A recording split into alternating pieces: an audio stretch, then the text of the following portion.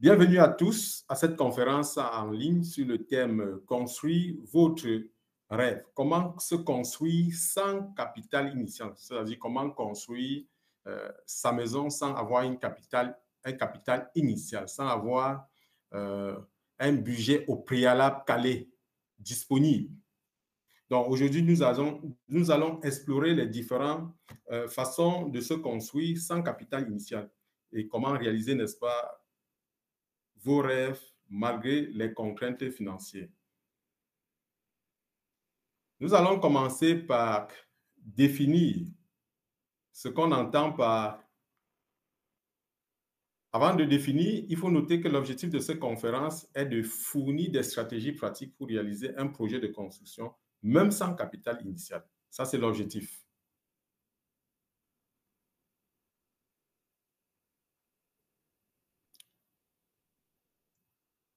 Il faut comprendre, en première partie, c'est-à-dire première phase, nous allons comprendre pourquoi il faut se construire, y compris, il faut comprendre aussi les défis liés, n'est-ce pas, à l'accès au logement. Donc, le concept se construire. Avant de commencer, il est important de définir ce que signifie se construire. Se construire signifie exactement créer quelque chose à partir de rien ou presque rien. Cela peut être un projet, parce que j'ai pris dans un thème général. Cela peut être un projet, une entreprise, une carrière, même une vie professionnelle. Donc, le concept de se construire implique la prise d'initiative, la créativité, la persévérance.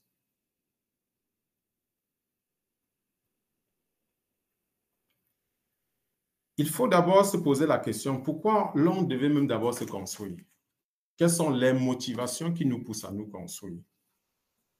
Généralement, lorsqu'on est jeune, on a toute la vie devant nous.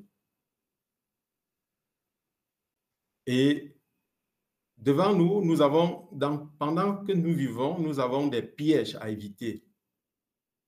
Nous pouvons nous retrouver en train de perdre notre avenir. Lorsqu'on regarde un jeune plein de vie, plein d'espoir, mais on voit aussi un jeune qui peut être facilement déstabilisé par les aléas de la vie. Imaginons-nous, dans quelques années,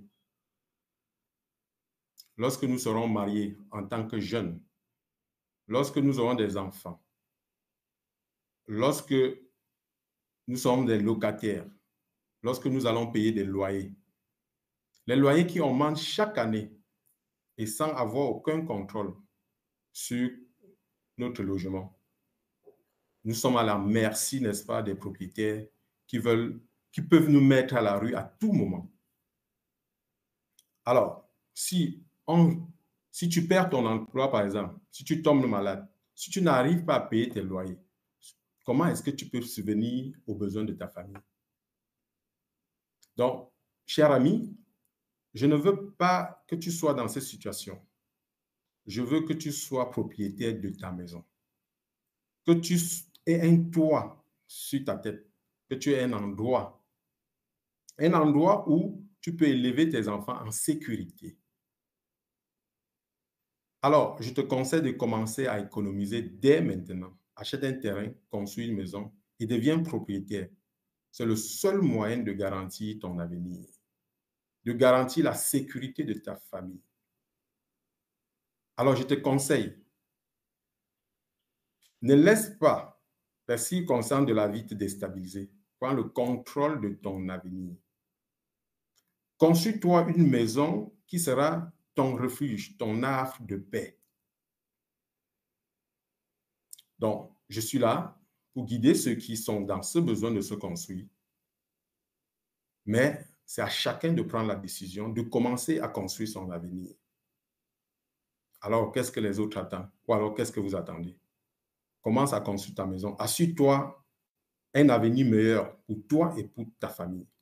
Pourquoi? Parce que lorsque tu as une propriété, tu peux avoir une stabilité financière. Lorsque tu as une propriété, à long terme, les loyers peuvent augmenter. mais les mensualités d'un prêt immobilier restent stables. Une propriété est un investissement qui peut prendre de la valeur avec le temps. Cela peut être un moyen de constituer un patrimoine pour l'avenir. Avoir sa propre propriété peut donner un sentiment d'indépendance, de liberté. Les jeunes peuvent avoir leur propre espace pour vivre, travailler et créer. Devenir propriétaire nécessite une certaine responsabilité, ce qui peut aider les jeunes à développer des compétences en gestion financière, par exemple. Alors, être propriétaire aussi tu peux avoir plus de flexibilité d'aménager ton espace quand tu veux et comme tu veux. Devenir propriétaire peut être une source de fierté, d'accomplissement pour les jeunes. Ça peut être aussi un héritage. C'est réduire le stress pour que le bailleur, à tout moment, lorsque vous êtes chez vous, vous êtes à l'abri des bailleurs qui viendraient, n'est-ce pas, à chaque fois vous solliciter de payer le loyer. Lorsque vous êtes propriétaire,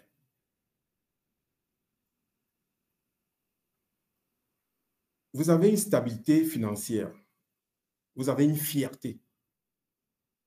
Vous êtes sûr de contribuer, n'est-ce pas, à la sécurité de votre famille. Voilà en quelque sorte, ou alors quelques points qui justifient pourquoi l'homme devait se construire.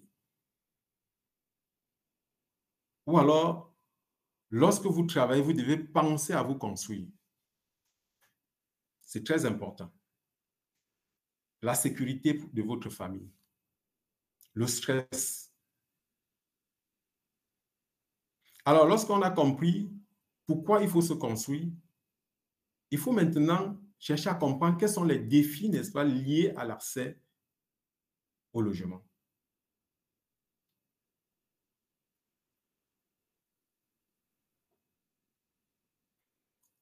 Nous allons parler, concernant le défi, nous allons parler de manque de capital initial, qui est un défi très important pour la majorité des personnes qui veulent se construire. C'est un frein également pour ceux qui veulent se lancer. Le manque de capital initial freine même certains qui ont même déjà le terrain. Ça empêche même d'autres à avoir le courage même de parler de la construction. Et lorsqu'on parle du manque de capital, c'est-à-dire le coût de la construction ou de l'achat d'une maison peut être prohibitif pour de nombreuses personnes. Le manque de capital initial peut être difficile. L'accès à un prêt immobilier ou à d'autres formes de financement n'est pas aussi facile pour certains. Comme défi également, on peut parler du coût de la construction d'une maison qui peut varier considérablement en fonction de la taille, de la complexité et de la localisation du projet. Le coût de la main-d'œuvre, par exemple, les matériaux ou d'équipement peuvent être élevés. Parlant également des défis liés à l'accès au logement, il y a les frais de notaire. Les frais de notaire peuvent être élevés, peuvent présenter une partie importante du coût global de la construction. On peut également parler de la démarche administrative. Lorsqu'on parle de la démarche administrative, c'est-à-dire l'obtention, par exemple, de permis de construire ou pour acheter une maison, c'est-à-dire les études techniques, les études environnementales. On peut parler également comme défi lié à l'accès au logement, on peut parler du coût de financement, tel que les intérêts du prêt, c'est-à-dire lorsque vous empruntez de l'argent à la banque, il y a un intérêt, c'est-à-dire il faut quand même que la banque ne vous donne pas cet argent gratuitement, il faut que la banque bénéficie aussi de quelque chose par rapport à ce prêt. Donc, tel que les intérêts sur le prêt peuvent être aussi élevés, peuvent représenter une partie importante du coût de la construction ou d'achat d'une maison. Donc, lorsque vous empruntez de l'argent, cela vous coûte toujours plus cher à la longue. Et ces éléments-là sont constitutifs pour bloquer certaines personnes à se lancer dans les projets de construction. Lorsque nous avons fini avec les défis liés à l'accès au logement, nous allons maintenant parler des stratégies pour construire sans capital initial.